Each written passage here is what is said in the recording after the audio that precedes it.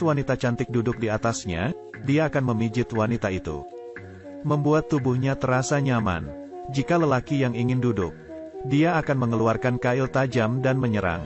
Setelah membunuhnya, dia bahkan bisa membuang mayatnya. Halo, apa kabar semuanya?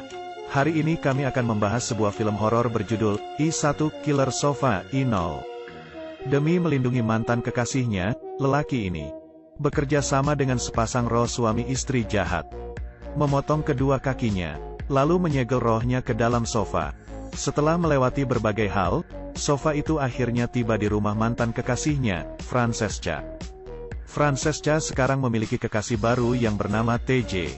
Demi menghemat uang, TJ membeli sebuah sofa dari pasar barang bekas. Tapi dia tidak tahu seberapa menakutkannya sofa ini. Di hari ini, saat Francesca pulang kerja, dia yang merasa lelah, langsung pergi mandi. Tapi dia terus merasa seperti ada orang yang sedang mengamatinya. Tetapi dia tidak menemukan sumber masalahnya.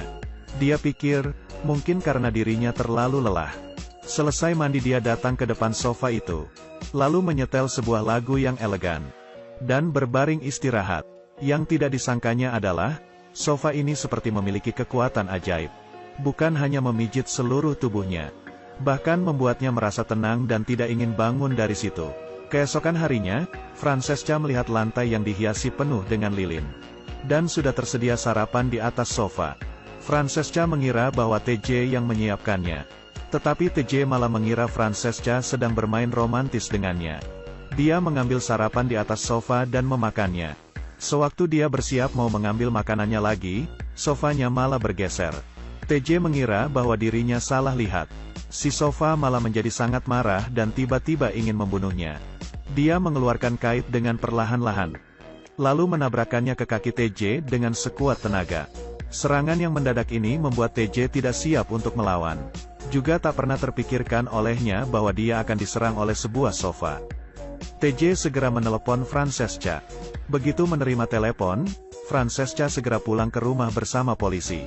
Di saat ini, TJ sedang terbaring di bak mandi sembari berteriak kesakitan. Polisi mengecek keadaan di dalam rumah, dan menyadari permukaan oven penuh dengan bercak darah. Tetapi biar bagaimanapun dia tidak percaya pada kata-kata TJ. Sofa mana mungkin bisa membunuh orang? Mereka mengira bahwa TJ hanya berhalusinasi saja.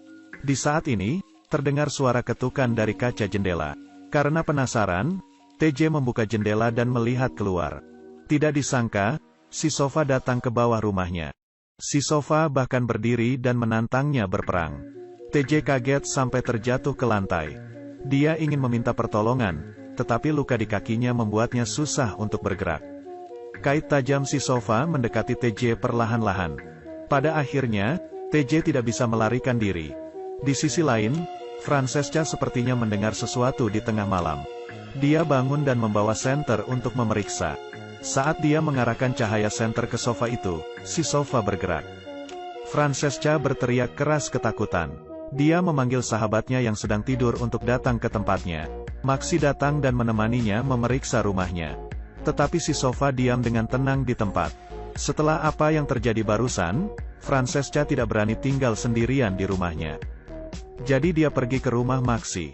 Yang mereka tak ketahui adalah si sofa sedang melihat mereka dari kejauhan. Di hari ini, ada seorang lelaki yang masuk diam-diam ke rumah Francesca. Begitu masuk, dia langsung melepaskan alarm polisi di dinding. Sedangkan si sofa melihat semua ini dengan dingin dari sebelahnya.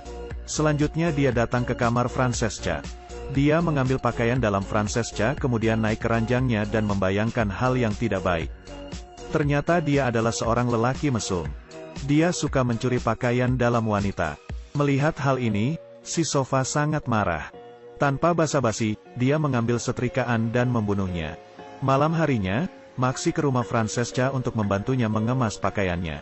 Tapi malah melihat hal yang mengerikan. Si sofa membunuh orang dan bahkan menarik mayatnya. Ternyata apa yang dikatakan Francesca benar. Si sofa bukan hanya bisa bergerak, dia bahkan sedang membuang mayat. Maxi ingin kabur diam-diam, tapi malah tidak sengaja menginjak barang di lantai. Si sofa langsung menyadari keberadaannya. Maxi melarikan diri dengan ketakutan. Tetapi si sofa menyusulnya dan mengunci pintu. Maxi hanya bisa bersembunyi di kamar mandi. Dia loncat dari jendela. Yang tidak beruntungnya, dia jatuh ke dalam tong sampah. Melihat Maxi tidak kunjung kembali, Francesca khawatir. Jadi dia memanggil polisi untuk memeriksa ke rumahnya. Tetapi mereka tidak menemukan Maxi. Hanya menemukan segenggam kunci di lantai. Francesca mengeluarkan HP untuk menelepon Maxi. Terdengar suara dering HP dari tong sampah di bawah. Polisi memeriksa ke bawah. Mereka tidak melihat Maxi, tapi menemukan mayat lelaki mesum itu. Francesca ketakutan melihatnya, tetapi yang membuatnya lebih kaget adalah si Sova berbicara dengannya.